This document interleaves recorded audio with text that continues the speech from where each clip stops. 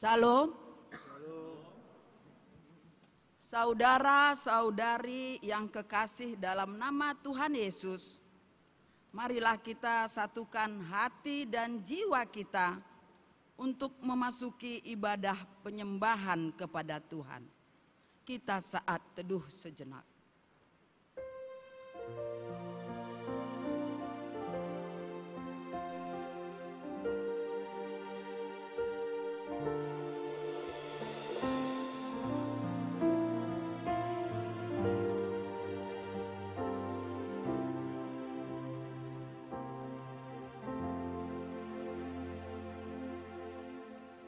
Amin. Kita puji Tuhan, kita bernyanyi dari lagu Kidung Jemaat nomor 392 ayat 1 dan ayat 3. Ku berbahagia.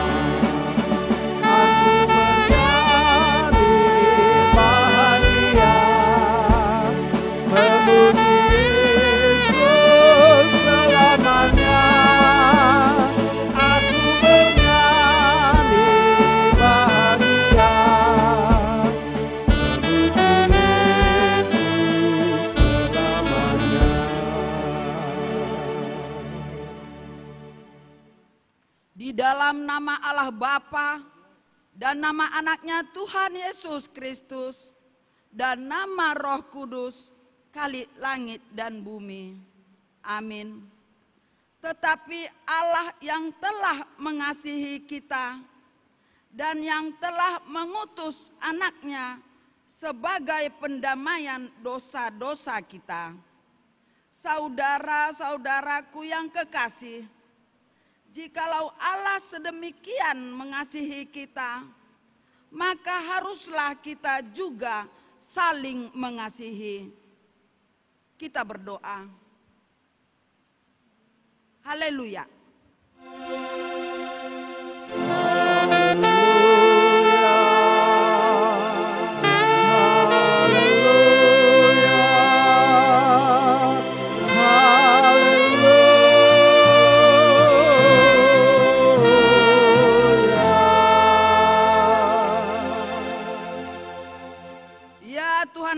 Bapa kami yang ada di sorga, kami mengucapkan terima kasih kepadamu karena Engkau telah memberikan anak-Mu yang tunggal itu kepada kami, yang melepaskan kami dari genggaman iblis.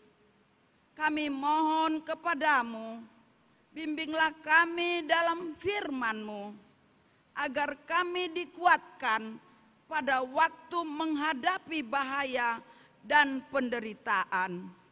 Ampunilah segala dosa dan kesalahan kami. Berikanlah kepada kami hikmat-Mu, dan terimalah kami ke dalam hidup yang kekal, agar kami memuji dan memuliakan Engkau selama-lamanya.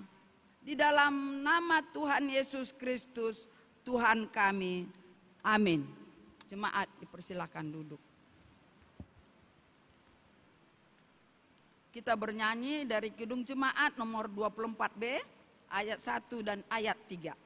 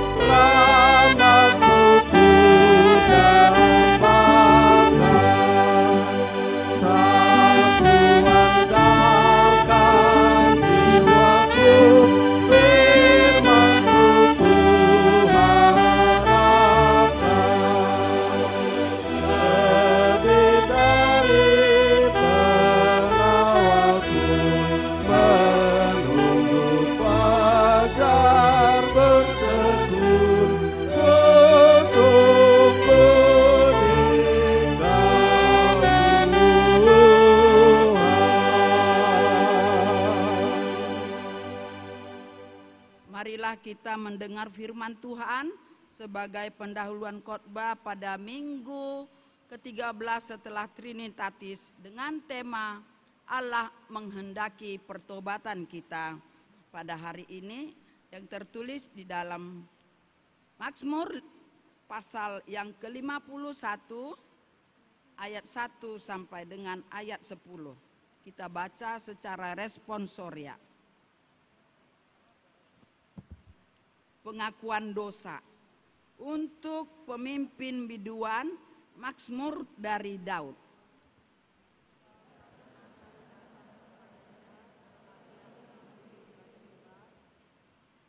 Kasihanilah aku ya Allah, menurut kasih setiamu, hapuskanlah pelanggaranku menurut rahmat-Mu yang besar.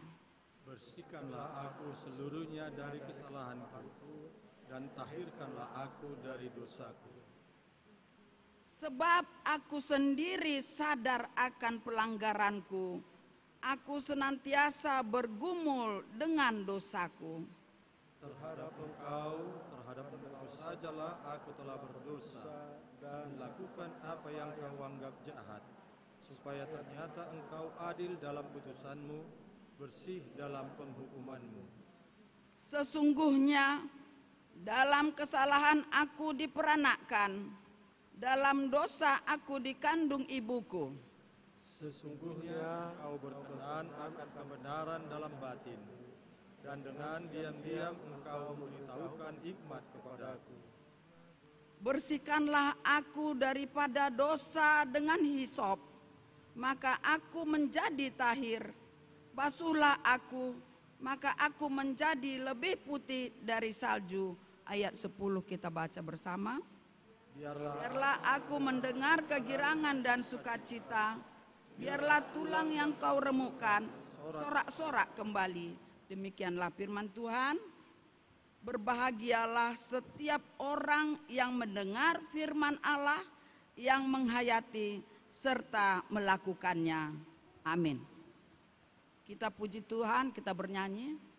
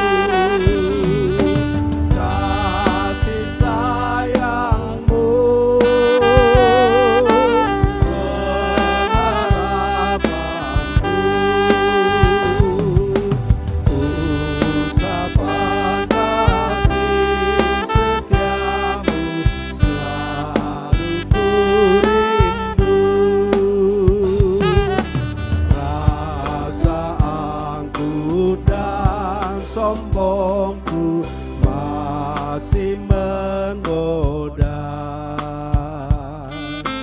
Iri hati dan benciku kadang menjelma. Kasih sayangmu perlindunganku di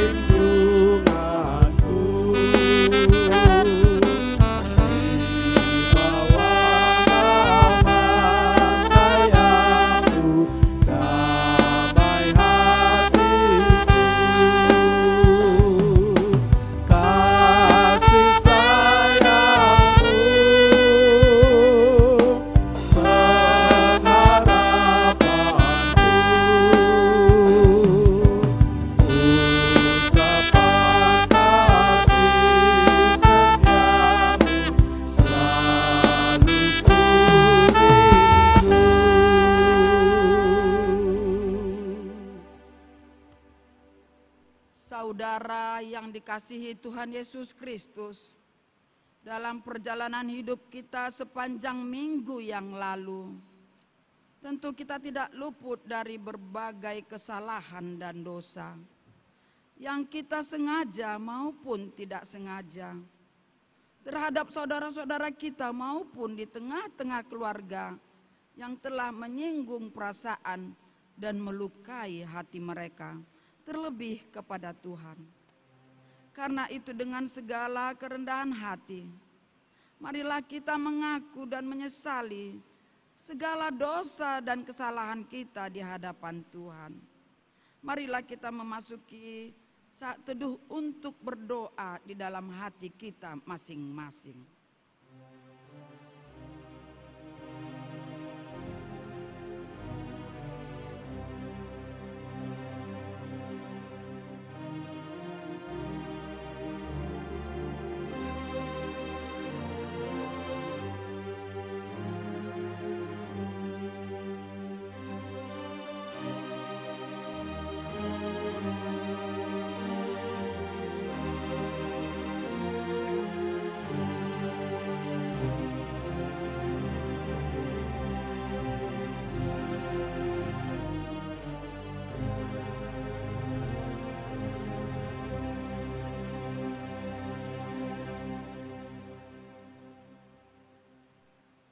Kita berdoa.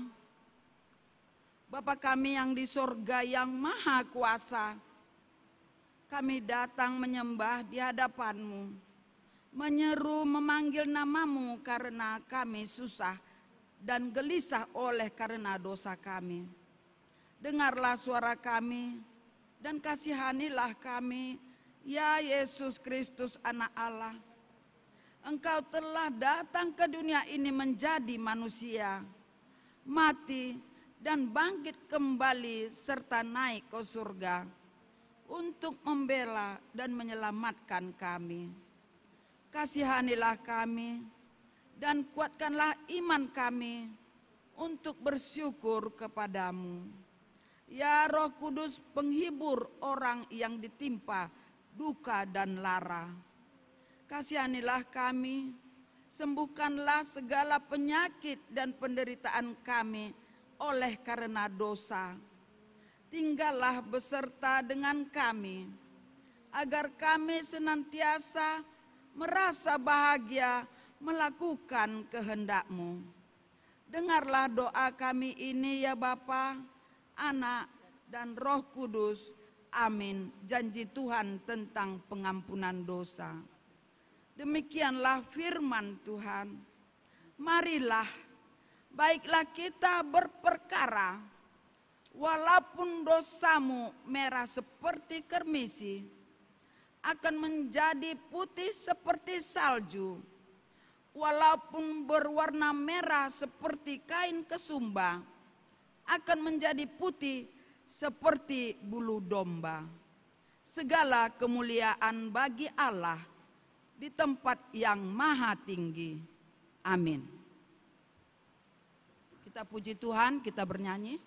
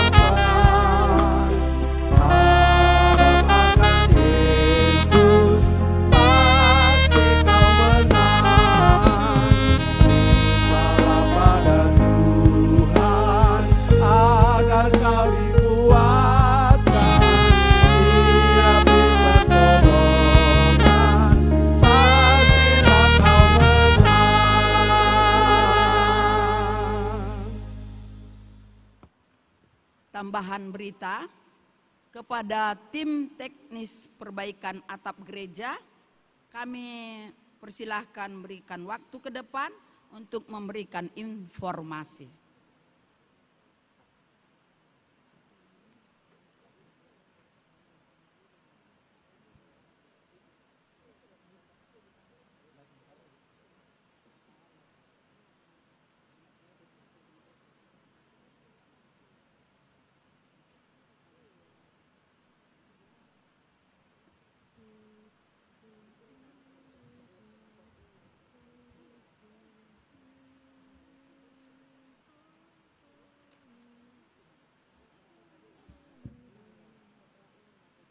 Shalom, selamat beribadah buat Bapak, Ibu, Saudara dan seluruh mahasiswa, mahasiswi dan pemuda-pemudi yang beribadah di gereja yang kita cintai ini.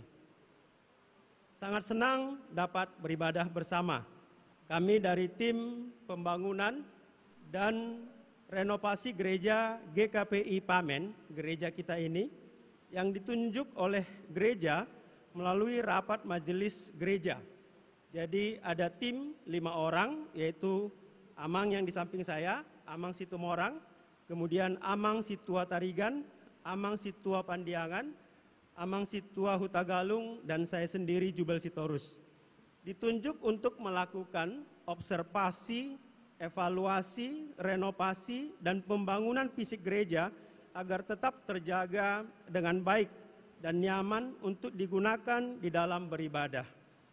Setelah memperhatikan dan mengevaluasi, maka sangat perlu untuk mengganti atap gereja kita ini dan juga melakukan penggantian pelapon.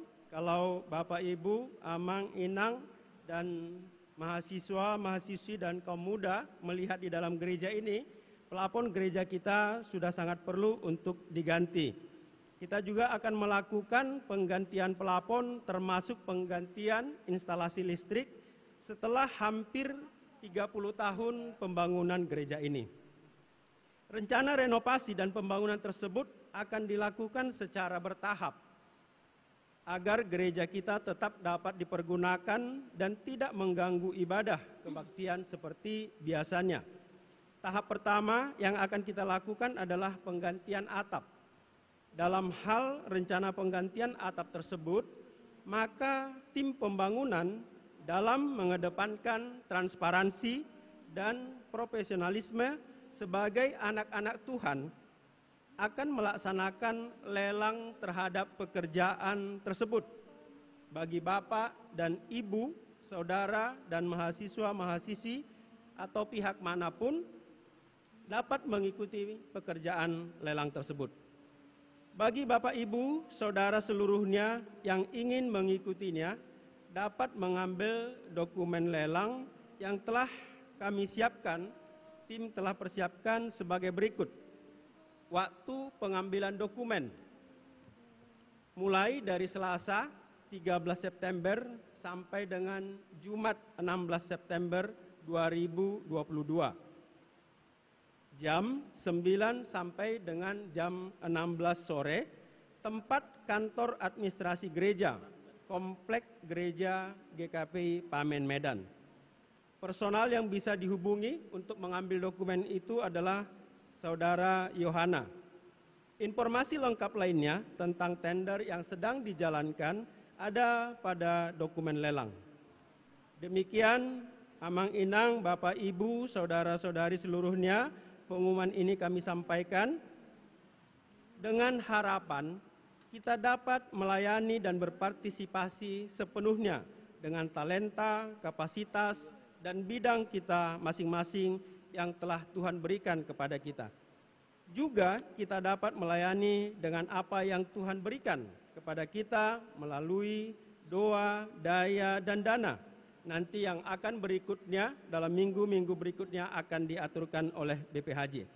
Sehingga pekerjaan renovasi dan pembangunan yang kita rencanakan dapat berjalan dengan baik. Dan kita dapat beribadah dengan baik dan nama Tuhan kita Yesus Kristus senantiasa tetap dipermuliakan.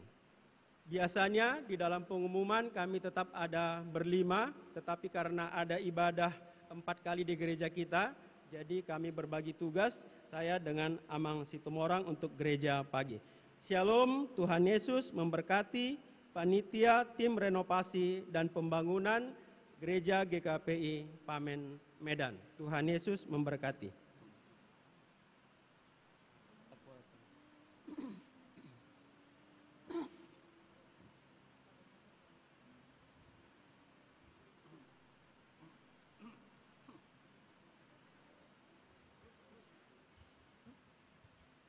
Marilah kita mendengar firman Tuhan sebagai pengganti hukum Tuhan yang tertulis dalam Kisah Para Rasul 8 ayat 22.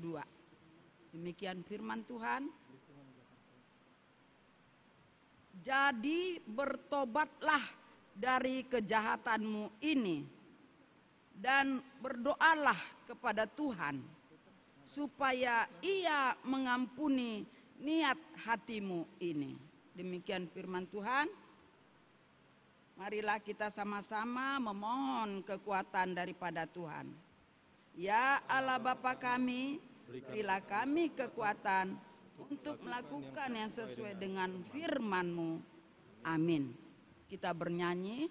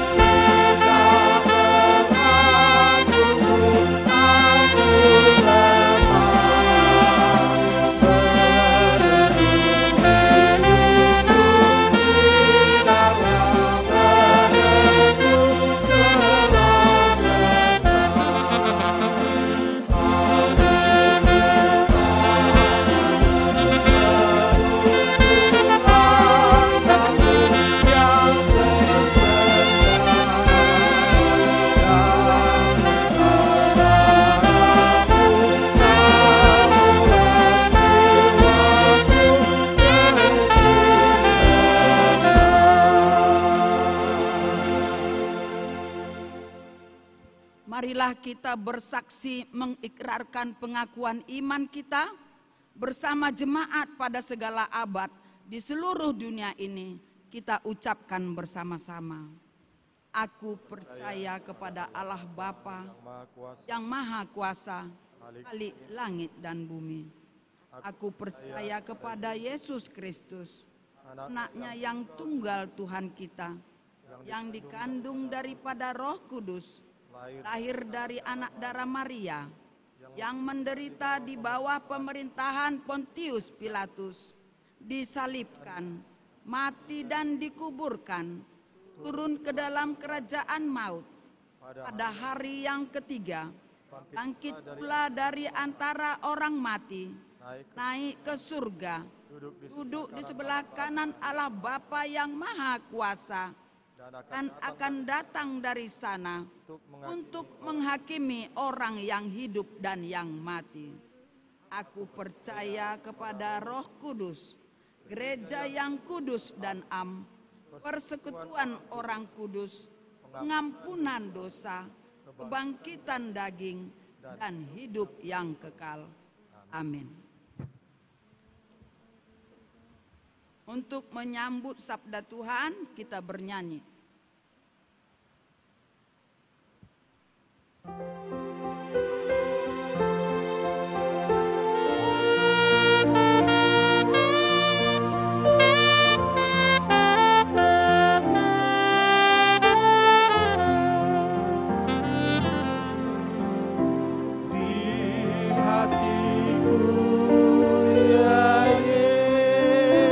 Yesus, Tuhan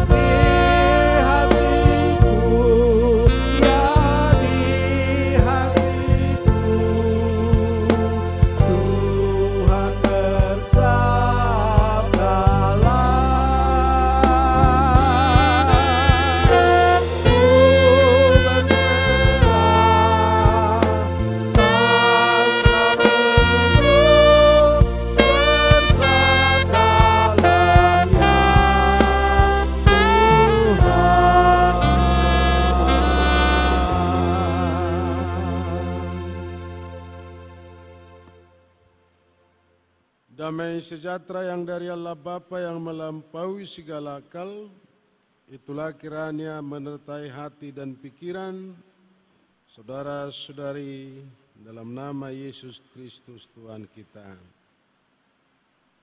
Amin.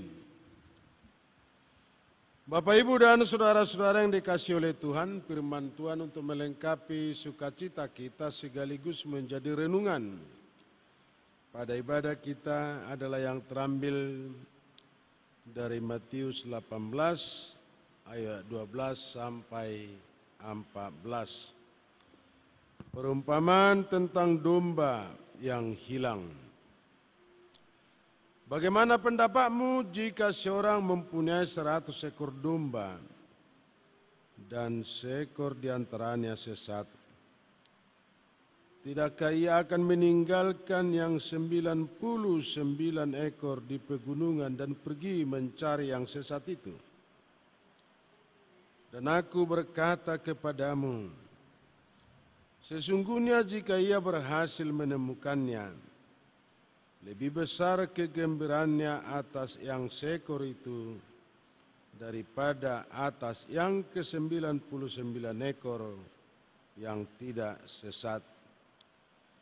Demikian juga Bapamu yang di sorga tidak menghendaki supaya seorang pun dari anak-anak ini hilang. Demikian Bapak, Ibu, dan saudara-saudara yang dikasihi oleh Tuhan. Dan cerita ini, perikop yang sudah kita dengar bersama, bisa diperlengkapi melalui Lukas 15 ayat 1 sampai 10, supaya tidak sepenggal-sepenggal, tapi kita akan diperkaya kenapa itu terjadi.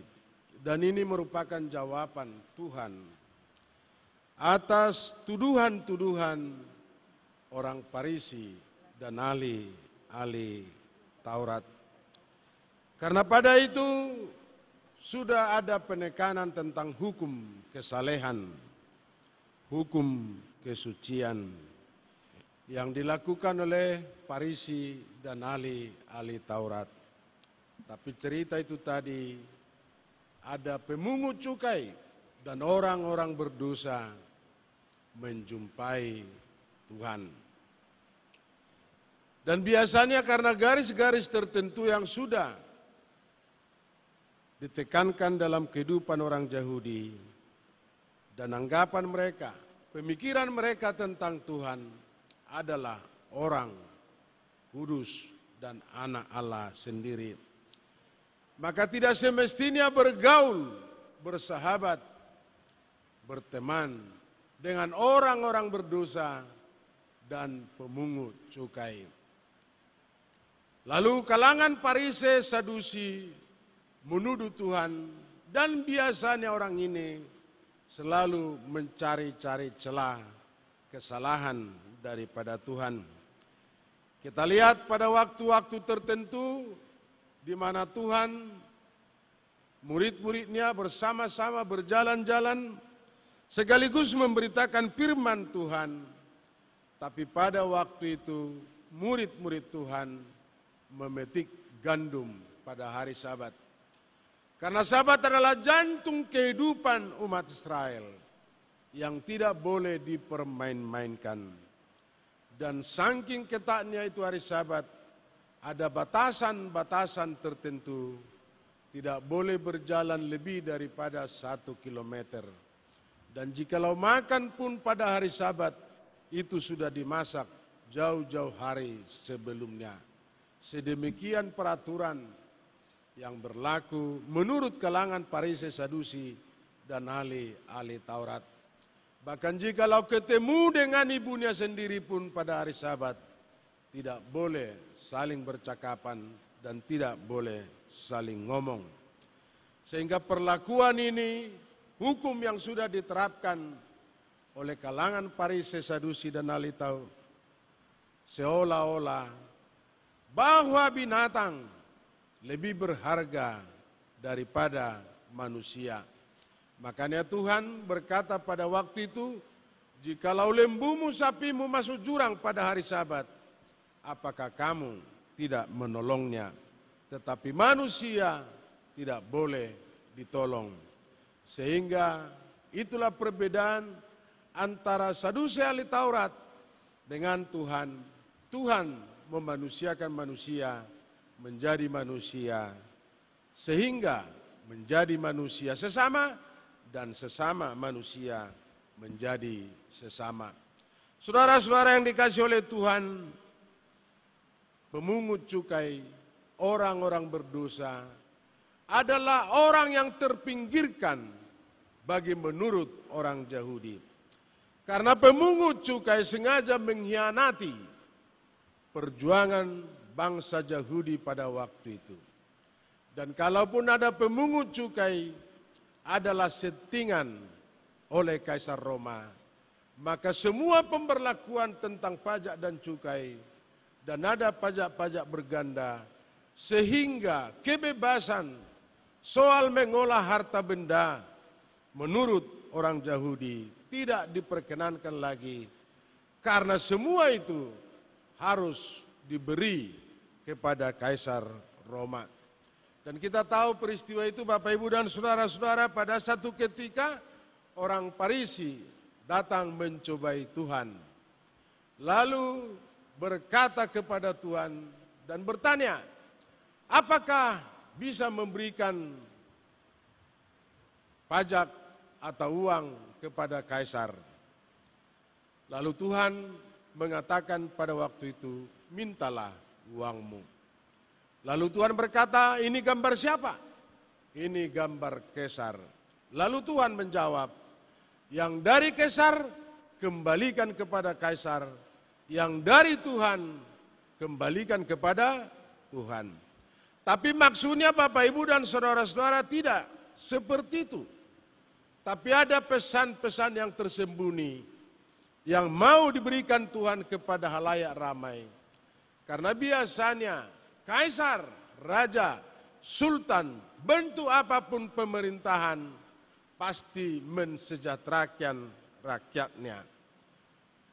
Tapi Kaisar Roma pada waktu itu, semua hasil komoditi, hasil apapun harus diserahkan kepada Kaisar Roma dan tidak ada yang tinggal untuk kalangan orang Yahudi. Yang maksudnya Bapak Ibu dan saudara-saudara, jikalau ada diberikan Kaisar, ya berikan kepada Kaisar.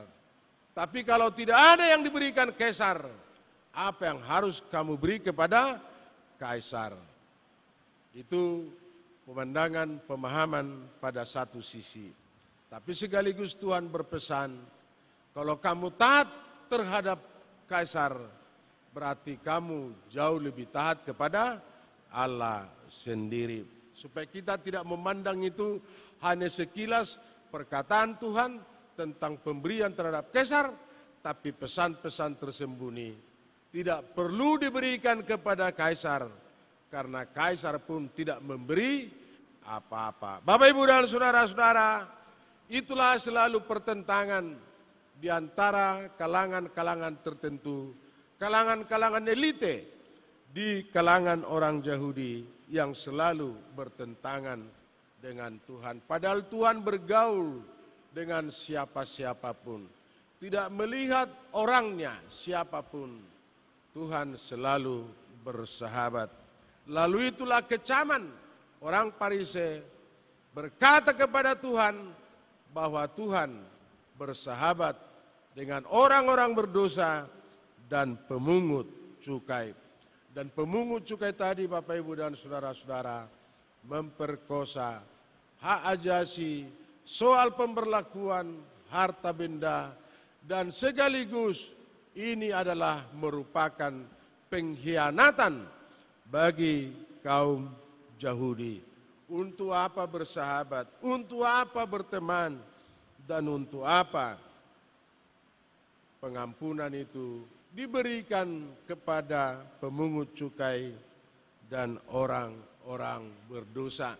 Dan pemungut cukai Bapak Ibu dan saudara-saudara sudah terpinggirkan, tidak masuk lagi dalam hitungan warga kerajaan Allah. Selain daripada itu, biasanya Bapak Ibu dan saudara-saudara yang menyangkut harta, kadangkala kita terperangkap mengenai harta benda. Karena apa Bapak Ibu dan saudara-saudara? Karena ada kata-kata harta benda adalah merupakan satu nilai aset dan biasanya manusia diukur melalui harta benda.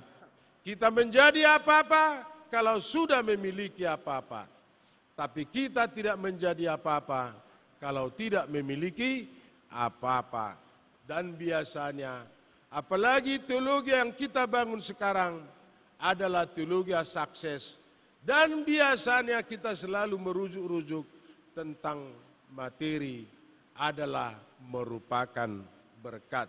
Semuanya diukur melalui materi. Jikalau Bapak Ibu bepergian kemana-mana, lalu pulang, lalu tetangga akan ngomong, "Eda, lae, bagi-bagilah berkat." Semua kita sekarang sudah terkontaminasi mengenai harta benda adalah merupakan berkat. Saya tidak mengajak Bapak Ibu dan saudara-saudara untuk berpikir seperti itu, tapi konsep perjanjian lama dan perjanjian baru akan berbeda mengenai harta benda. Bapak Ibu dan saudara-saudara, itulah cerita tadi, keluhan, ocehan daripada halayak ramai, secara khusus kalangan Farisei, ahli-ahli Taurat, yang mencela tentang pergaulan Tuhan karena orang-orang berdosa dan pemungut cukai datang menjumpai Tuhan. Lalu Tuhan membuat satu perumpamaan, sekalipun ada beberapa perumpamaan tentang yang hilang, dan kita tahu Bapak Ibu dan saudara-saudara, dalam Lukas 15 ada tentang domba yang hilang, dirham yang hilang, dan anak yang hilang. Semuanya itu adalah pertanda kepedulian Tuhan terhadap sesama dan terhadap orang-orang berdosa. Dan orang-orang berdosa pun ambil bagian dalam kehidupan kerajaan Allah tanpa terkecuali. Dan cerita itu memperjelas kepada kita sekali lagi kepedulian Tuhan terhadap orang-orang berdosa. Lalu dia bercerita tentang domba yang hilang. Jikalau kita atau masyarakat orang Yahudi pada waktu itu memiliki 100 domba, tapi satu yang hilang. Dan yang hilang itu pun harus dicari. Karena misi Tuhan bukan kedatangan Tuhan bagi orang-orang percaya, tapi bagi orang-orang yang berdosa. Tapi jangan terlalu bangga, karena biasanya kita ini selalu mengatakan bahwa kita ini adalah orang-orang berdosa. Dan sering kita rujuk itu, semua tidak ada yang sempurna, dan salah satu bukti adalah saya sendiri.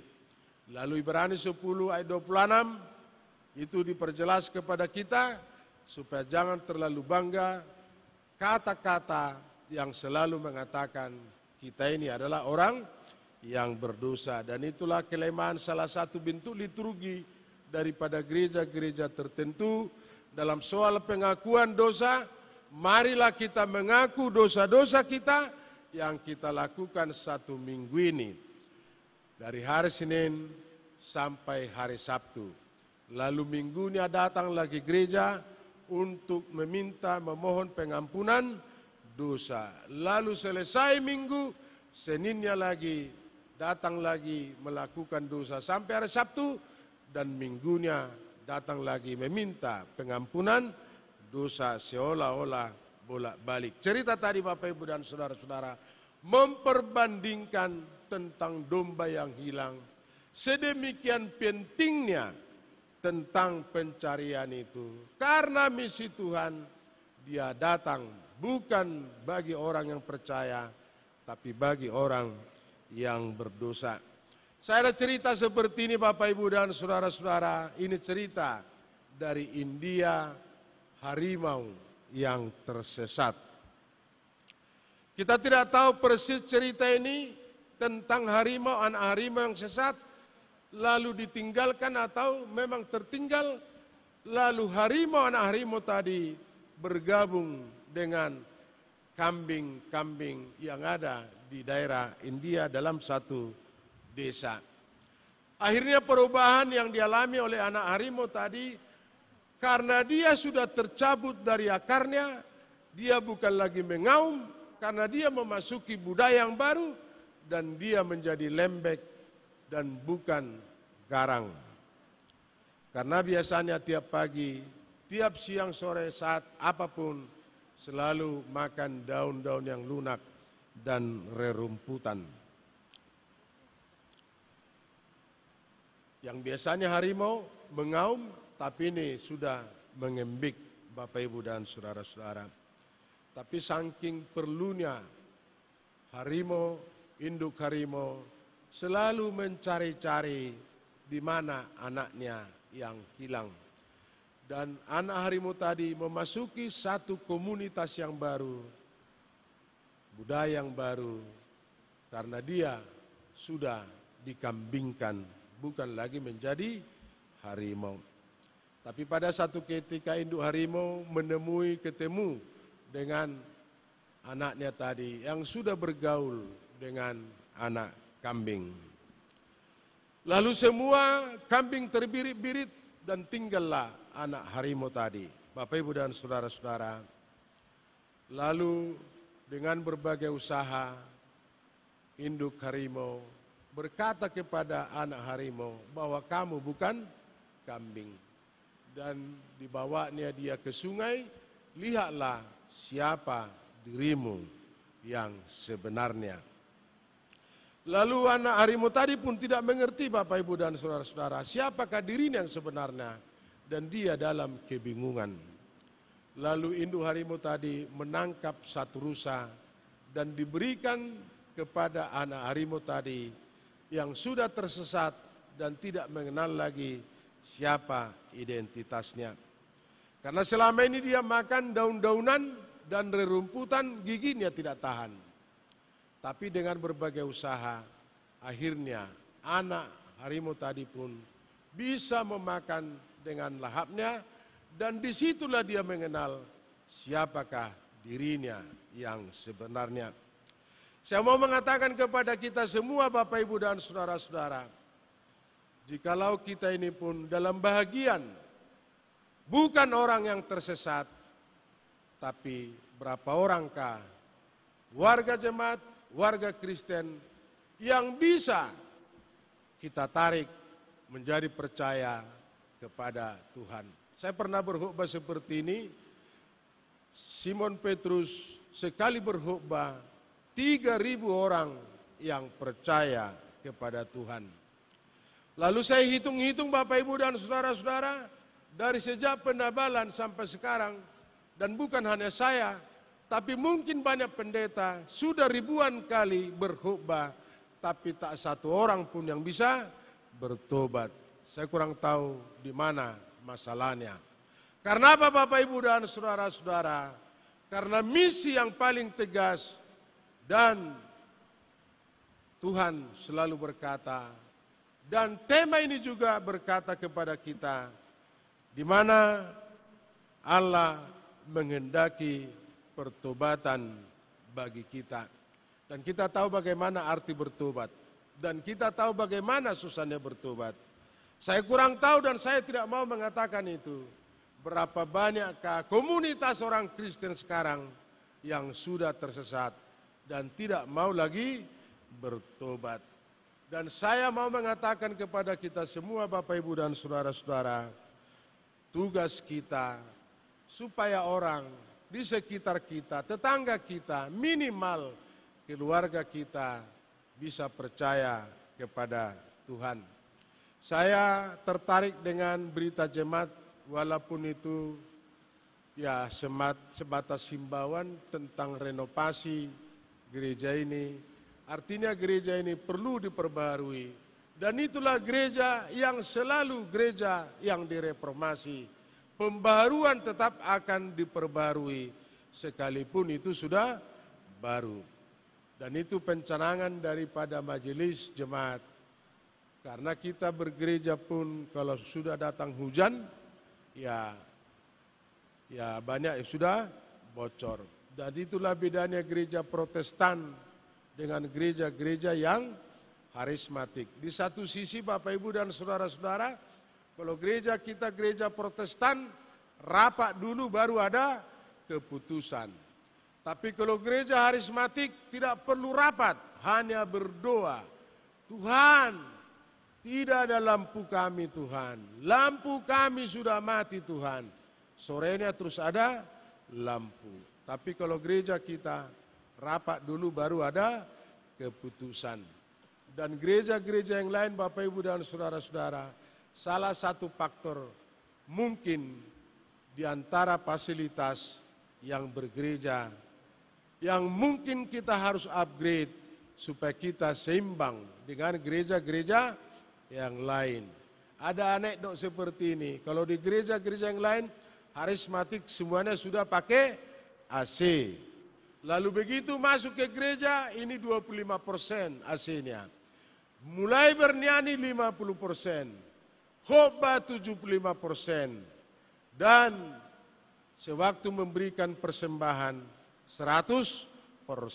Akhirnya semua warga jemaat di sana menggigil dan tidak tahu lagi memilih mana yang harus diserahkan kepada Tuhan. Lalu semua yang di kantongnya diserahkan kepada keranjang persembahan. Tapi kita semua Bapak Ibu dan saudara-saudara masih kipas-kipas supaya kita tetap segar, kita bisa membedakan panas atau dingin. Puji Tuhan Bapak Ibu dan saudara-saudara, gagasan keputusan yang dicanangkan oleh Majelis Jemaat GKPI Pamen ini, perehapan atap dan perehapan pelapon.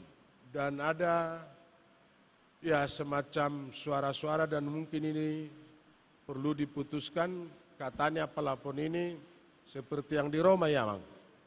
Yang di Roma, seperti itu katanya yang di Roma. Jadi ini tidak lagi seperti ini karena ini mengundang keagungan kita beribadah kepada Tuhan dan bagaimana semestinya kita beribadah, mempersembahkan segala sesuatunya yang ada pada diri kita.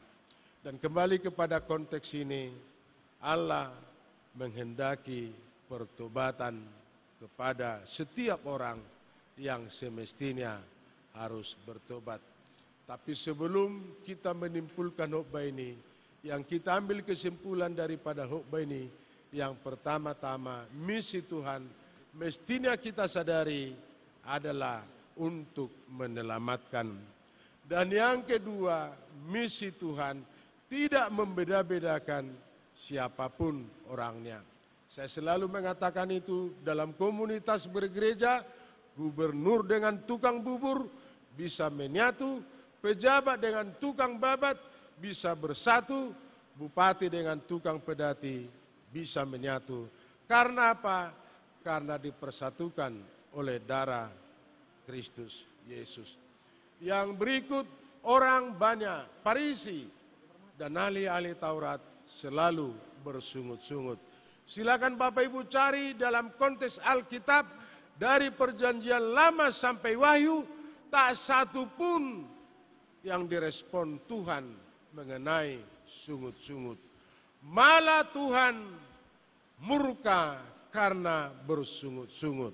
Itu lihat perjalanan umat Israel yang keluar dari tanah Mesir memasuki tanah Kanaan. Beberapa kali umat Israel bersungut-sungut. Itu tidak pernah ditanggapi oleh Tuhan. Malah Tuhan menghukum bangsa Israel. Sewaktu mereka tidak dapat makan dan tidak dapat minum, lalu Tuhan memberikan manna. Tapi ada ukuran-ukuran tertentu tentang manna itu. Dan mereka bersungut-sungut. Di mulutnya sendiri pun kadang manna itu sudah berbau busuk. Pada satu ketika perjalanan mereka terakhir, mereka bersungut-sungut kepada Musa. Musa meratap pada waktu itu, Tuhan, lebih bagus namaku hapus daripada bangsa ini kubawa. Ini bukan bangsaku lagi katanya. Musa bersungut-sungut. Tapi pada waktu itulah Allah menuruh ular tudung api untuk membunuh bangsa Yahudi. Hanya satu yang saya cari, yang saya dapat, soal sungut-sungut ditanggapi oleh Tuhan, itu mengenai pembagian terhadap janda-janda yang tidak merata pada waktu itu karena perkembangan Kristen di antara orang Yahudi dan non-Yahudi. Lalu non-Yahudi bersungut-sungut kepada Paulus. Lalu Paulus berkata, pilihlah di antara kamu yang beroleh hati yang arif dan bijaksana. Selain terhadap janda-janda, tidak ada sungut-sungut yang direspon dan ditanggapi oleh Tuhan. Makanya Bapak Ibu dan saudara-saudara, kita tidak perlu bersungut-sungut. Segala sesuatunya boleh-boleh saja kita katakan, jangan lihat prosesnya, tapi lihat hasilnya. Atau jangan lihat hasilnya, tapi lihat prosesnya. Tapi gereja, lihat prosesnya dan lihat hasilnya. Yang terakhir dalam soal pertobatan, Allah Kristus selalu menginginkan pertobatan daripada kita sendiri. Pertobatan ini ada orang mengatakan perputaran entah berapa derajat. Saya ambil salah satu contoh metamorfosa, perubahan dari kepompong menjadi capung. Sebelum kepompong dia hidup di air atau hidup di tanah. Tapi kalau sudah berubah menjadi capung atau kupu-kupu, itu tidak bisa lagi hidup di tanah atau di air. Begitu dia hidup di air kembali, hidup di tanah, kalau sudah menjadi capung, berarti itu menuju kematian. Bapak Ibu dan saudara-saudara, pertobatan ini sangat dimungkinkan. Dan ini menjadi harapan kepada kita semua. Bagi orang-orang percaya, pertobatan sepenuhnya percaya kepada Tuhan. Misi Tuhan adalah keselamatan bagi seluruh dunia.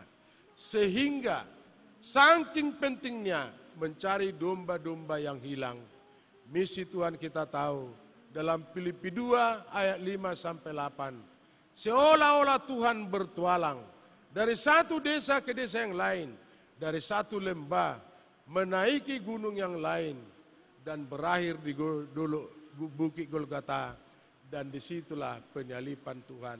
Supaya kita ini menjadi manusia yang sudah dimanusiakan Tuhan dan menjadi ahli waris dalam kerajaan sorga. Allah menghendaki pertobatan kepada kita, kepada semua, kepada lapisan masyarakat tanpa terkecuali.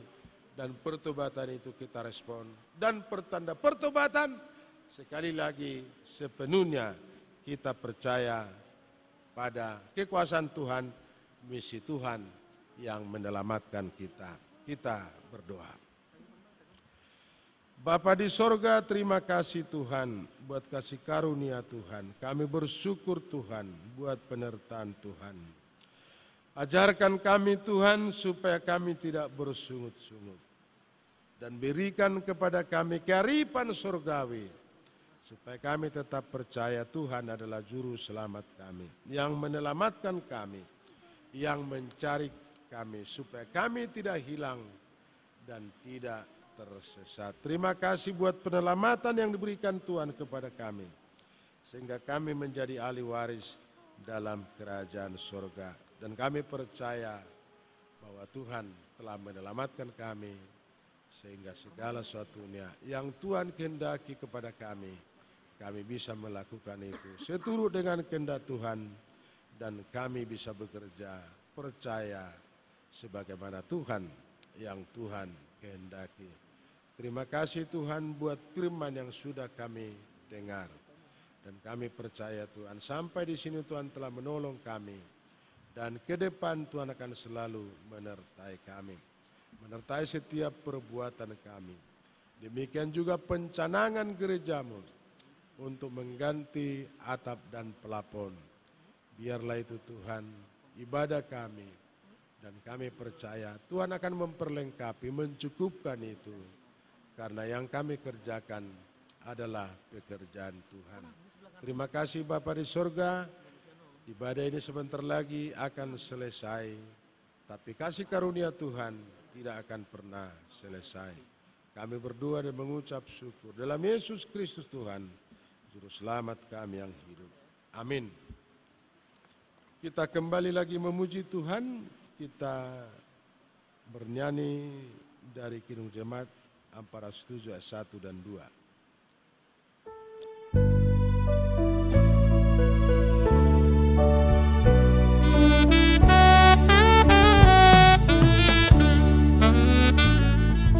Tuhan, Kau gembala kami, tuntun kami domba-Mu. Berilah kami menikmati nikmat pengorbanan-Mu. Tuhan Yesus, Juru Selamat, kami ini milik-Mu. Tuhan Yesus, Juru Selamat, kami ini milik-Mu. Kau pengawal yang setia, kawan hidup terdekat. Jauhkan kami dari dosa, panggil pulang yang sesat. Tuhan Yesus, Juru Selamat, kami mohon beri berkat. Tuhan Yesus, Juru Selamat, kami mohon beri berkat. Firman Tuhan mempersiapkan hati dan pikiran kita untuk mempersembahkan persembahan kita dan sekaligus mengucap syukur. Lukas 6 ayat 38. Berilah dan kamu akan diberi suatu takaran yang baik, yang dipadatkan, yang digoncang, dan yang tumpah keluar akan dicurahkan ke dalam ribanmu. Sebab ukuran yang kamu pakai untuk mengukur akan diukurkan kepadamu. Amin.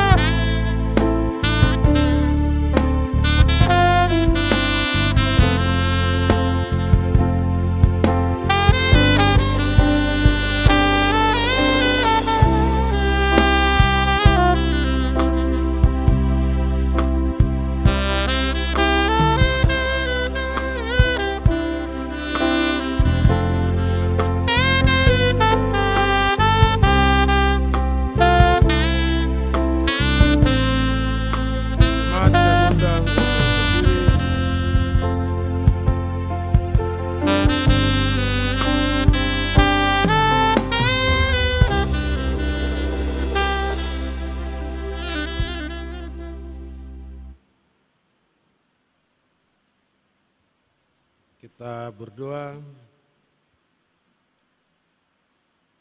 Ya Allah Bapa kami yang ada di surga, Engkaulah sumber segala berkat dan karunia.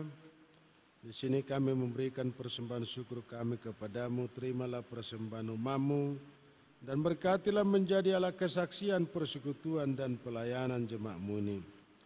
Jadikanlah hidup kami persembahan yang berkenan kepadamu, dan pakailah hidup kami untuk turut menghadirkan tanda-tanda kerajaan-Mu di seluruh dunia ini. Kasih keadilan, damai, sejahtera, sukacita. Bukalah hati kami oleh Roh Kudus-Mu, agar kami senantiasa mengucapkan syukur kepadamu.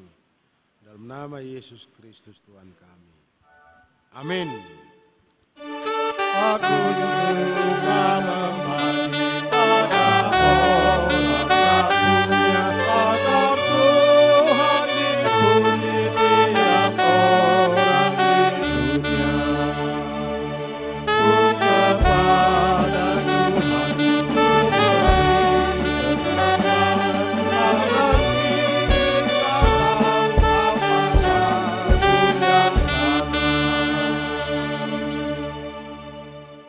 Bapa kami yang di surga, dikuduskanlah namamu, datanglah kerajaan-Mu, jadilah kehendak-Mu di bumi seperti di surga. Berikanlah kami pada hari makan kami yang secukupnya, dan ampunilah kami akan kesalahan kami, seperti kami juga mengampuni orang bersalah kepada kami. Dan janganlah membawa kami ke dalam pencobaan, tetapi lepaskanlah kami daripada yang jahat.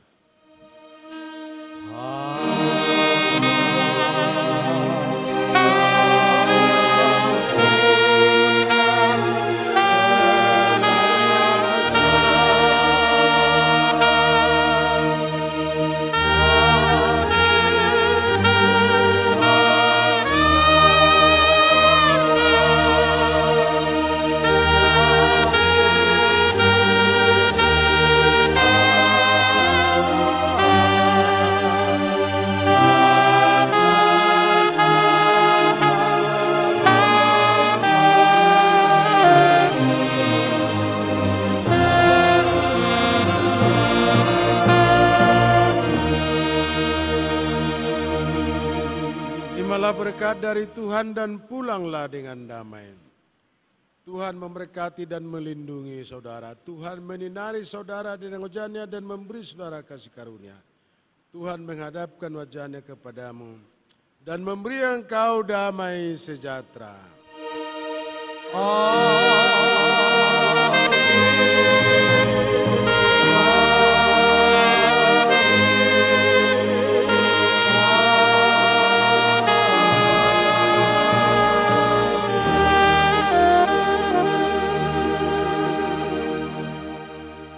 Selamat hari Minggu, Salam, Horas.